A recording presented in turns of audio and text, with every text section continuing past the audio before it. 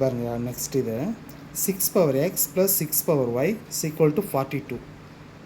Next x plus y is equal to 3. சரிங்களா, இதில் வந்து எக்ஸோட மதிப்பு என்ன ஒய்யோட மதிப்பு என்னன்னு நம்ம கண்டுபிடிக்கணும்.